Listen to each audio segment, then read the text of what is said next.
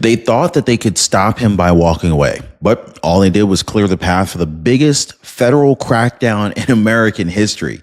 The Department of Justice just suffered a full-blown mass exodus. I'm talking dozens of career prosecutors, judges, and so-called civil servants. They just quit rather than enforce the rule of law under President Trump. And as the federal legal system collapses under the weight of its own cowardice, guess what Trump just did?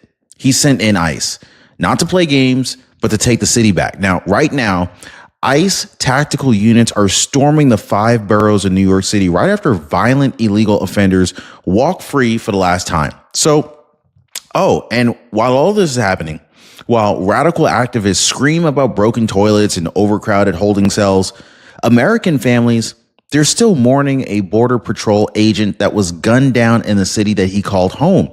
Repeat offenders with 10, 20, even 30 crimes under their belt, shielded by these sanctuary laws, they're finally being removed. But here's the twist. The same people who blocked ICE from jails, they want to sue the agents who are cleaning up the mess.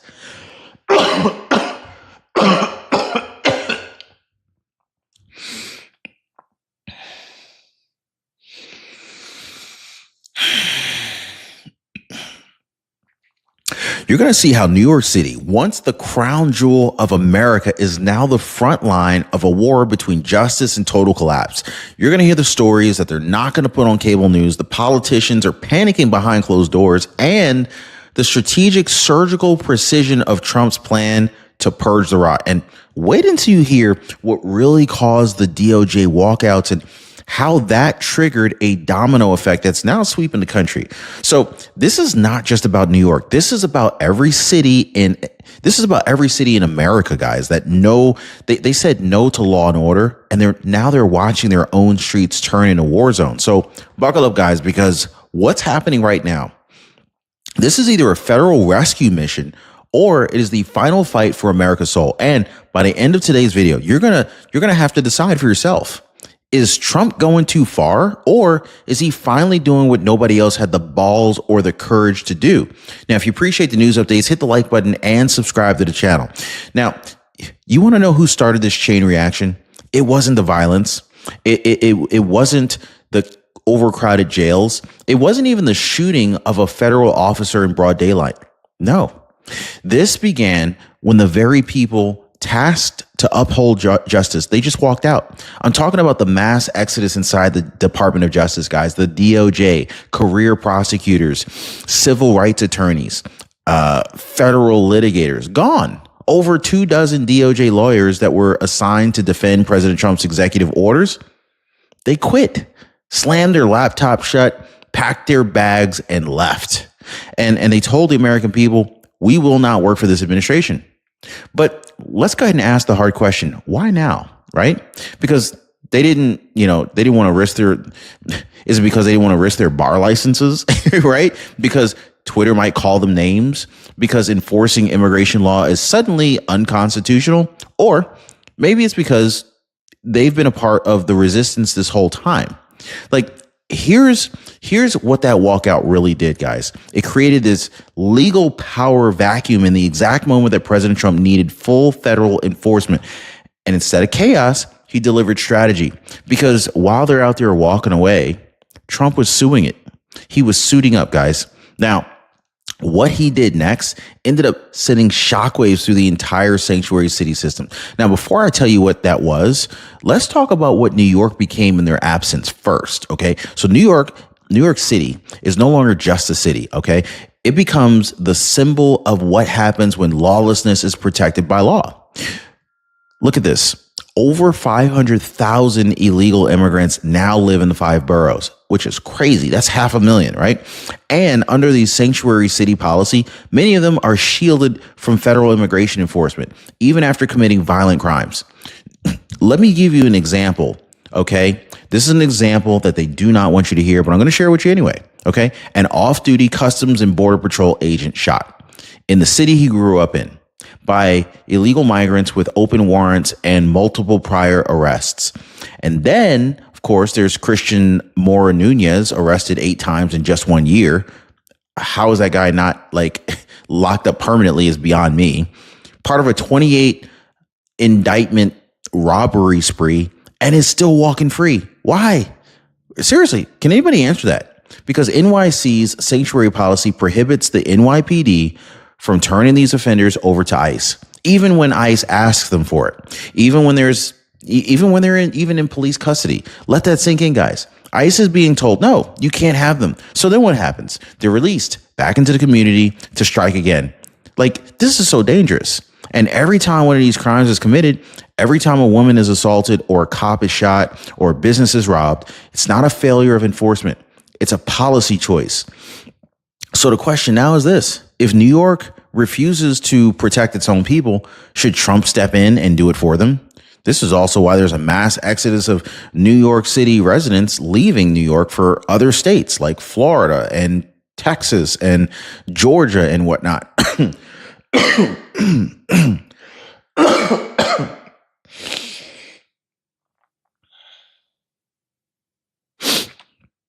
So the question now is this, right? If New York refuses to protect its own people, what are they supposed to do? Are they supposed to protect themselves? Because what Trump did next, I'll tell you what, it changed everything. Now, when Catherine Garcia called Chapter, she didn't get a robot or a rushed salesperson. She got a real human being, someone who listened, cared, and walked her through everything step by step. And by the end of the call, she said, I owe absolutely nothing, all paid for. Guys, this is the kind of help that Chapter provides. This is why I've partnered with them, because people like Sharon Bertusic, who was kicked off of Medicaid, still have options. Chapter helped her to find a plan with zero premiums and zero medication costs, and lowered her copay from $89 to $20. Now, if you're on Medicare, this one free phone call, this could save you a fortune. You'll see a phone number on the bottom of your screen right now. You should see it somewhere around here. Call them right now. Phone number is 909-563-8279, or visit them on the web at askchapter.org/Ron. They're the real deal. Never mind. Forget the real deal. These guys are miracle workers. All right. So while New York streets fell deeper and deeper into lawless decay, and of course the DOJ attorneys were too scared to do their jobs, President Trump made a decision. He didn't wait for the media's approval. He didn't ask for permission. He just acted. In a direct response to the federal officer assaulted by illegal immigrants in Manhattan and the growing list of repeat offenders released under sanctuary laws, Trump ordered the deployment of tactical ICE units into every borough of New York City. This was not a photo op. This was a deliberate, targeted sweep focused on known fugitives, violent criminals, and foreign nationals with active warrants. ICE was told, do the job the city won't. That's it. Homeland Security confirmed that detainees were being processed through 26 Federal Plaza.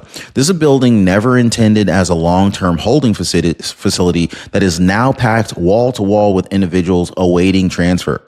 There were no raids on families, no random sweeps at grocery stores and whatnot. This wasn't chaos. Not at all. This was law enforcement doing what local government refused to do for years: protect the public. But within hours of ICE boots hitting the pavement, political forces launched a very different kind of operation. Footage began circulating from inside the temporary ICE holding rooms. Dozens of men sleeping on floors, cramped quarters, a broken toilet, activist groups, immediately labeling it as a humanitarian crisis. No mention of Rikers Island, of course.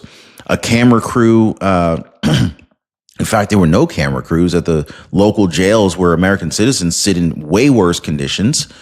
There's no press conference for the off-duty Border Patrol agent fighting for his life, right? Instead, the outrage was manufactured. It was fake. It was, probably more paid actors selected and well-timed. Lawsuits were filed. Politicians demanded congressional oversight. Some even accused ICE of operating outside the Constitution. But there is one detail that they left out every time. Okay? Everyone, or really anyone held in an ICE facility, has the right to leave today voluntarily and receive up to $1,000 to return back to their home country. In other words, self-deport. They were not prisoners. They're fugitives under lawful detention, awaiting legal processing or voluntary departure. That is the truth. that the resistance refuses to acknowledge. Because what they really want, what they've always wanted is conflict. They want arrests to happen on crowded sidewalks, at these different construction sites, in front of cameras, because it creates the illusion of oppression. It feeds their narrative. That's why. But ICE arrests that happen peacefully inside of a jail cell with no resistance, that's not dramatic enough. They can't use that. That doesn't fuel the donations, the lawsuits, the protests, the outrage. They're not about justice, guys. They're about power. They're about obstructing federal enforcement so that their version of justice survives, even if that happens to mean letting violent criminals back onto the streets. And so now the battle lines are drawn. As ICE begins making arrests and the pressure mounted, Mayor Eric Adams, he found himself cornered by his own city. He made a quiet admission that enforcement was necessary, that targeting violent criminals, especially the ones that were released again and again, was something that New York could no longer afford to ignore. But honesty in New York politics is kind of treated like treason. So within days, Eric Adams was slammed by progressive challengers, including Zohran Mamdani, a self-declared socialist who publicly vowed to be President Trump's worst nightmare. Guys, the city didn't recoil at the threat. It applauded. Even Andrew Cuomo, the former governor whose own scandals once dominated headlines, emerged again, this time to defend sanctuary laws and promise even less cooperation with federal immigration enforcement.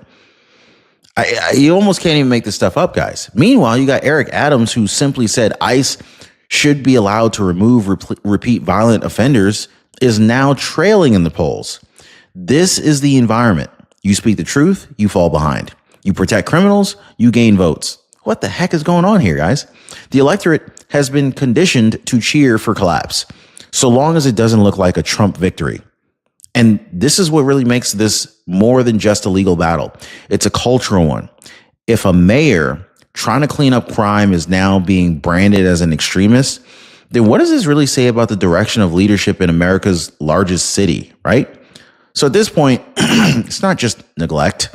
It's not incompetence. It's not even mismanagement. This system, this revolving door of repeat arrests, missed deportations, and legal obstruction, it was engineered to function this way. This is by design.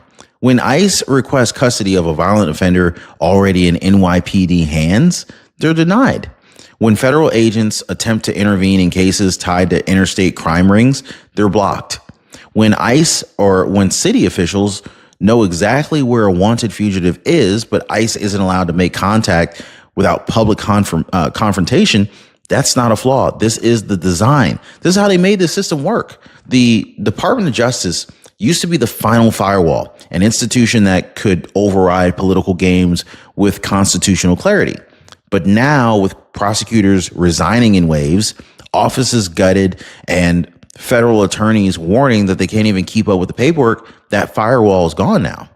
And so what's left is a structure that punishes those who try to enforce the law, and it protects those who undermine it. The resistance isn't just protesting ICE. They're fighting to preserve a system that can't tell the difference between immigration and invasion. And now, for the first time in decades, that system is being challenged. It's being challenged by a president who's not playing defense. So while the DOJ crumbled and New York spun deeper into chaos, President Trump didn't flinch. He didn't back down. He didn't even beg for help from people who already abandoned their posts. He just moved with purpose, not to punish, but to protect. The ICE deployment wasn't a stunt. It's a statement. If you walk away from justice, we will carry it forward without you. The administration understands something that the previous one never did. The law is meaningless without enforcement, and enforcement is meaningless without courage. And so this is not about deporting families or imitating or intimidating communities. This is about removing known violent repeat offenders who have been shielded not by law, but by ideology. Now, let's be clear. This administration isn't at war with immigrants. It's at war with criminals who exploit broken systems, harm Americans, and laugh your way out of jail because activists think justice means never enforcing the law. What Trump did in Manhattan wasn't about making headlines. It was about reclaiming authority, rebuilding trust, and restoring order in a city where chaos had been normalized. And whether the media likes it or not, it worked. So now it's your turn to decide. If you're watching this video right now, is this the future you want, where violent fugitives are protected while federal law enforcement gets handcuffed? Or should the president of the United States do what mayors and prosecutors refuse to do and take the streets back for the people who live there, who work there and raise their families there? That's the real question.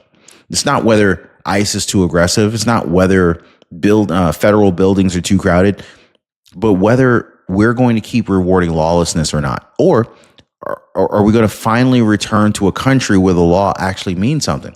So let me know what side you're on in the comments, guys. And if you believe that what just happened in Manhattan and New York City was necessary, if you believe this fight is just getting started, then like this video, subscribe, and share it with someone who still thinks that sanctuary cities make us safer. Because now they have to answer for what they created. And the rest of us, I think we're done waiting. And YouTube thinks you're really going to appreciate what's in the next video that they're recommending to you right now. So go ahead and check that video out next. Click that video and I'll see you there.